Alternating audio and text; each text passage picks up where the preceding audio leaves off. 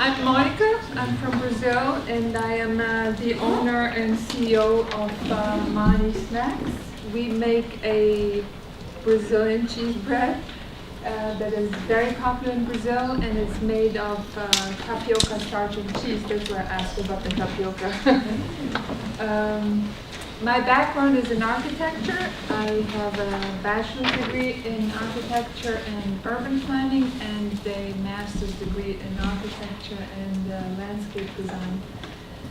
I grew up not only in Brazil but also in Europe, and I did my graduate studies in Japan.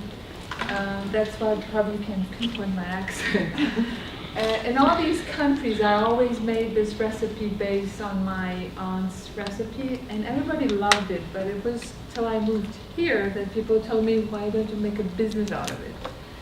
And I was like, I don't know, I'm an architect. So, but after a while, after enough people telling me about it, I said, why not? So I started looking into it, and for one, I did not have a business experience in the US, and obviously none in the food business, just eating. So I started to research everything from how do you transform your home recipe into a commercial one so that you can scale. How do you transform your home recipe into a frozen product, which is the only way you can distribute it. The specific product, and I apologize actually because I did not bring any food. The specific, you have some right there. Yes. But they're frozen. They're frozen, you can't eat them. So there's the whole side of production, how you scale it up, how do you find a production facility, a commercial kitchen. Very difficult to find here in the Bay Area. You either have to share it with another company. Our product being naturally gluten-free, you don't want to share the space, or otherwise you have to have it on the label, which creates other types of problems. Anyway, I went in all different aspects of the business, from production to actually creating the company. I will not go very much into the production aspect of it unless you guys want to know, more details about it. I will go more into the brand itself and what we do in terms of marketing. And I will show you how we went from this to this, which is a little different. So first of all, the main challenge is to introduce a product that nobody had heard of and has a very difficult name to pronounce for Americans. It's called pão de queijo in Portuguese. Literally translated, it means cheese bread. If you go on Google and type in cheese bread, you'll get bread with cheese on top, which is very different from this. So in the beginning, we had a consultant specialized in food products, and we decided to go with what he recommended, which was calling it just a gourmet Brazilian snack. People would be, their curiosity would be piqued because it's Brazilian, and you'd hope they pick it up to see what it is, and the picture would be self-explanatory. But to go a little back, first we decided to had to find a name that would be easy enough to pronounce for Americans, and hopefully in any language, because maybe we'll go global. And we came upon the story of Mani, which is a little princess from the Amazon, and she's considered to be the mother of the manioc. The manioc is the main ingredient to make tapioca starch. So we thought, well, perfect name, easy to pronounce, had the story behind it of the little princess. If you go on our website under legend, you can see the whole story over there.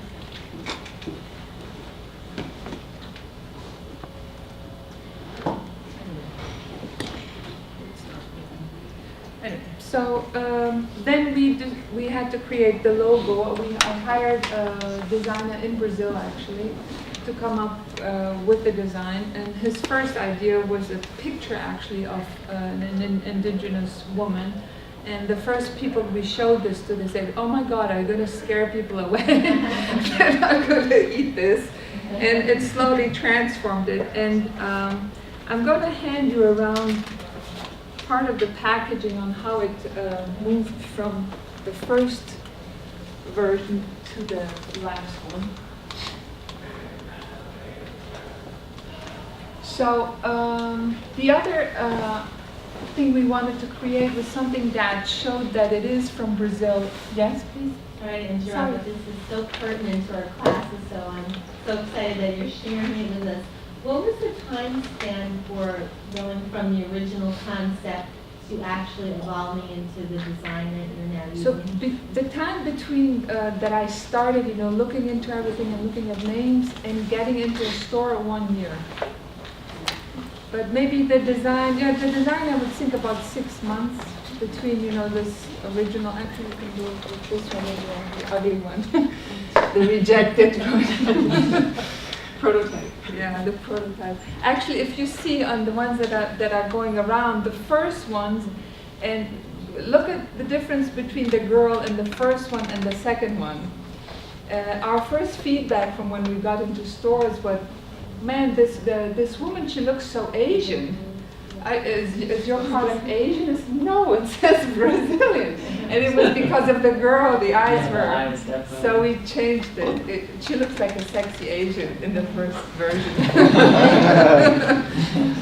So this is all based, on feedback. People tell you what they see, what they like, and you kind of. It's also the reason that you see the first packaging. We have a hand-applied label. It was a way to save money, and I wanted to do smaller runs. The last one, which is this one, the printed bags, you have to order them 10,000, 20,000 out of China. So I found someone in Los Angeles actually who hand applied it, because there's no machine that does it this size. The reason we wanted to do like a nice label off the bat, because you don't really need to when you're a small company. If you're under, I believe, $500,000 annual revenue, you don't even have to have the nutritional labels in the back. So you see lots of smaller companies in the stores that don't have that. They're not required to have it. We wanted to have it because we wanted to think people to think we're big. Did you say again, I missed that part, if it's under what? If it's under $500,000 in revenue per year, when you start off, you're hardly not there. So the other part of the design element there is that we wanted it to show that it's from Brazil. It's tropical. Because being a frozen product, you have a huge challenge, is that to catch people's attention, you have a glass door between the customer and your product. It's not like in the cookie aisle, they pick the box out. So how do you stand out, among all these other brands? And research shows that people take about 3 to 4 seconds only that they pass, and they need to see you. So it's a huge challenge. Back to the tropical theme, we came up with these leaves, which are the leaves of the manioc root, although many people have said it looks like the pot leaves. And they actually told me, "Oh my God, you're going to get rich, you're selling pot in California." Okay. So I think it comes across as tropical, and when you see that it says Brazilian, then read a little bit about it. So once we have this finalized, and this is now the last version, it's been in stores maybe 6 months now, this version. We're already studying a new one, which are these two. You will see that we're going to change it to Brazilian cheese bread. We finally folded because people kept asking, "What is it? What is it?" And unless you have them try it, they can't really tell. So beware of the consultants you talk to. Some of them give good advice, some not so much. And sometimes you have to get with your gut feeling. So that's my personal experience. Then once you get in stores, we went, first we got picked up by Dragers. I'm not sure if you're familiar with them. They're high-end up on the peninsula. They have 4 stores. Their general buyer immediately wanted us in. We got in, he got us good placement. Then you have to fight, for placement inside the freezer. You start building relationships with all these people, and if they like you, they give you the middle spot. If they don't like you, they put you up there where nobody could reach you.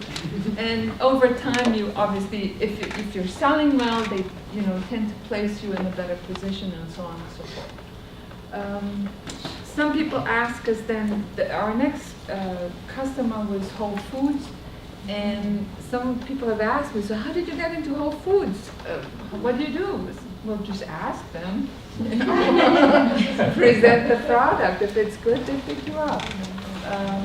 It has to be good quality. Whole Foods has a whole list of ingredients that they do not accept if they're on your label or in your product. They go so far as to ask, who is your milk supplier? Who is your cheese supplier? Where everything comes from. Yeah, they're very strict about it. And the new hurdle for almost everybody inside Whole Foods is the non-GMO ingredients. And they're very difficult. It's very difficult for you to get those certificates from the suppliers, from the ingredients, for example. We ship tapioca starch from Brazil. They have different regulations over there. It's very hard to come by, but Whole Foods has given us 5 years to come up with all these certificates. In terms of marketing, yes? I just have a question about so this product's made in Brazil and brought here, or you make it here? No, we make them here. We bring in the tapioca starch. Okay, so you import the ingredients, but we import just the tapioca starch. We use a cheese that's very similar to the original Brazilian cheese. It's Mexican cheese, which is also made here in California. But it's just the starch, because we use 2 types of starches, and one of them only exists in Brazil. The other country that makes it is Colombia, but I was told it's not a good thing to bring white powder from Colombia. I made up for that. No. Actually, it wasn't you that asked about who's responsible for the importing. Yes. We had an incident in Miami where one of the tapioca starch containers, the bags, broke, and it's white powder. And they called the FBI and said, who is responsible? Are you responsible for this? Are you sure this is tapioca starch? It's a problem, because the person who imports it is responsible in the end. So anyway. In terms of marketing, we thought, and this is why we invested so much in the design, your first, the first contact that the customer has is your packaging. There's no way around it. When he sees you, then he might want to know more about you. Then we started doing the Facebook page.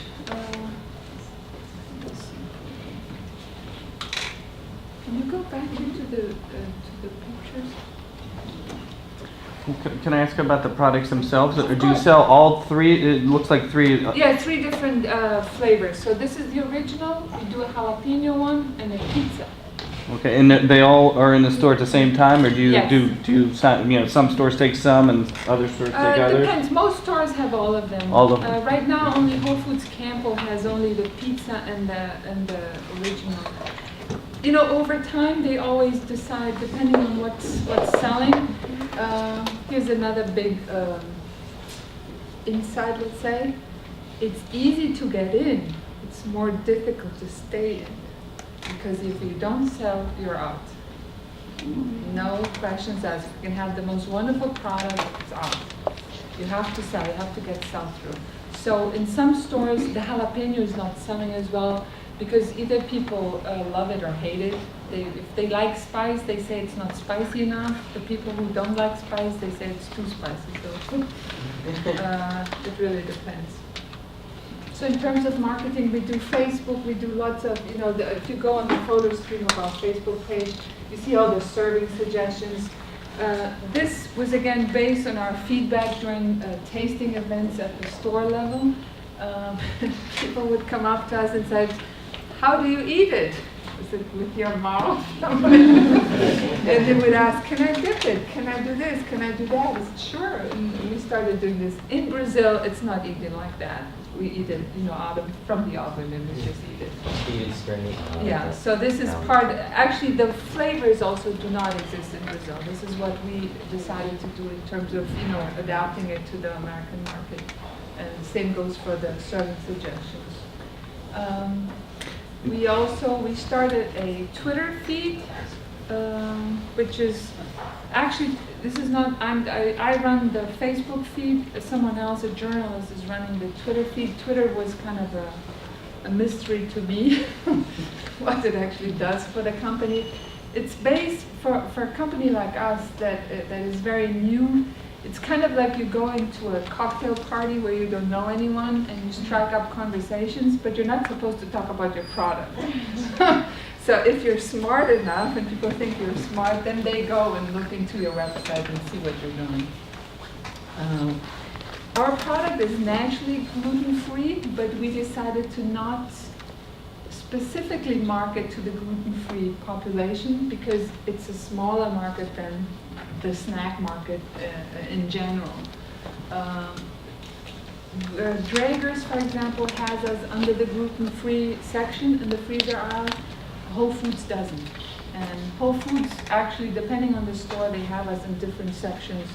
Some have it on the breakfast, some on the appetizer. It depends on the frozen buyer, who's the guy who decides in the end. What else? In terms of marketing, there's the Twitter feed. Can I ask you again about the products in the store? The reason why I asked about all these products because I market a product now, and what we've been doing is taking the product and making one specifically for the store. Like we sell a product in the Home Depot, and to kind of specialize it for just Home Depot, we made the HD model, we call it, for Home Depot. And the reason why is because once you get out there on Amazon, and then you're in, we're in a variety of stores, mostly, Lowe's and Home Depot and that. These corporations and these companies, they want to have a unique one just for them. And they're the ones who sort of suggested that. And so, in the future... But you still have your own brand. We just remanufactured the product to put a new skin on it. It's still the same old product. You can buy it at... No, but is your brand, is your company's name on it? It's still the same company, yeah. Okay. It's just there's the HD model compared to the the normal model. Okay. It's still the same product. It's just Home Depot was saying let's make one unique because they can go to Amazon and buy it maybe cheaper. Yeah. You know what I mean? And so they wanted to make it unique, and that might be something that you could do. Have the Whole Foods version and then.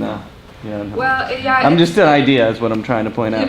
What happens is, like in the food business, for example, if I wanted to get into Trader Joe's, they only produce under their own brand. I could manufacture it for them. That's what I'm saying. For me, that's interesting in terms of volume, not in terms of building awareness of my own product. So you have to. It's something I'm going to do in the future. Right now, I need to expand my own brand and. Actually teach people what it is, the product itself is. And this is actually going to be this is just our first product. We're going to launch other types of products. Anyway, I think in summary, this is it. This is so exciting. I mean, it's really incredible to see the process you've gone through and that you're successfully bringing this product to the market. Thank you. We're all very happy for you. Do you sell the product online at all, or do you No, we don't sell it online because it's frozen. Shipping is usually more expensive than the product, and then people wouldn't do it.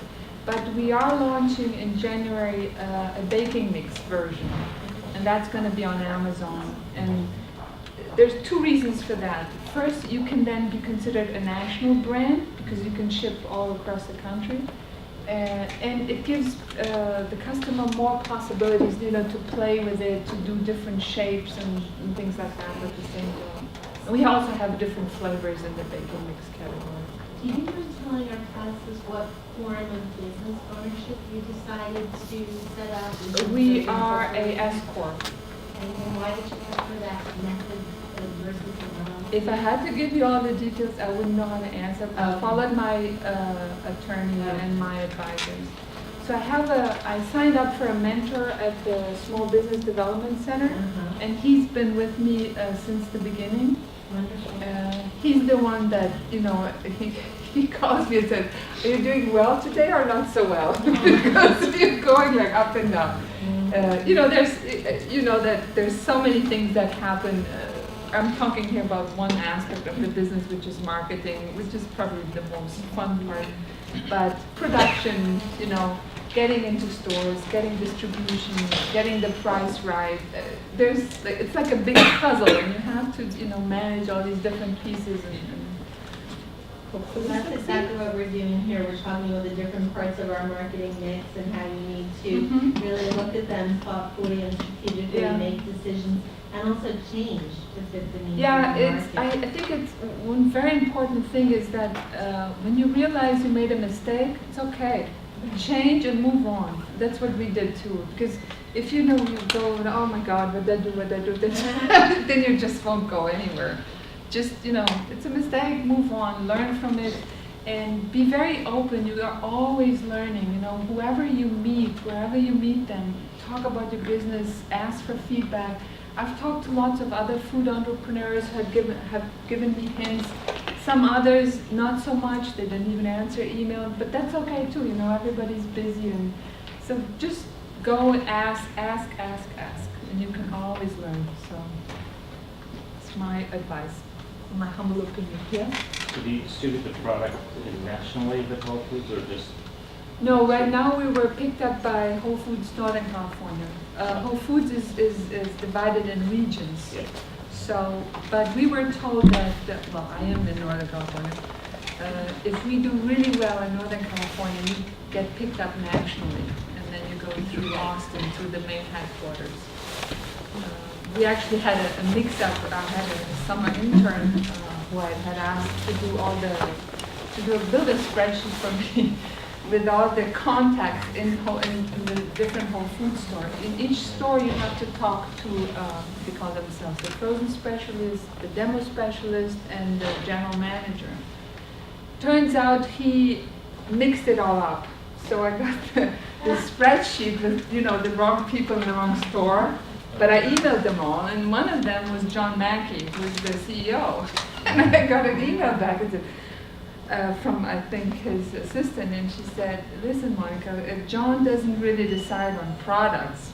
And I said, John Mackey, who is this? It's, oh my God, it's the CEO. Anyway, she asked me to send products to them. They loved it, and so eventually we'll get there. But it was a mix-up by my summer intern, so. Yeah, It's always a it's mix-up. fun. Oh, there's tons of stuff that happens. Anyway, if you have any other questions, if I can help you, any of you, if you're, thinking of building a business, I'm happy to give whatever help I can. Okay? Great. So your product right now is just in Whole Foods and Draper's? Whole Foods, Draeger's, Roberts, Bianchini's. You can look it up. It's about 28 stores. We just got picked up by Andronicos. We're in the process, of selling basically. I had to figure. I didn't go much into production, but you get to a point where if you create too much demand that you can't supply, then you're in trouble as well. So I had to figure out my production first, have that lined up before I can now go full-scale marketing. I'm going to hire a publicist and all that sort of thing. Because only now did I really figure out the production. Production is a nightmare, I'm telling you. Especially with frozen, over the summer, with that heat in the kitchen, not easy. But, it's all part of the puzzle, and you go and move ahead. But the list of stores is on the website if you want to look it up. Okay? Okay, thank you.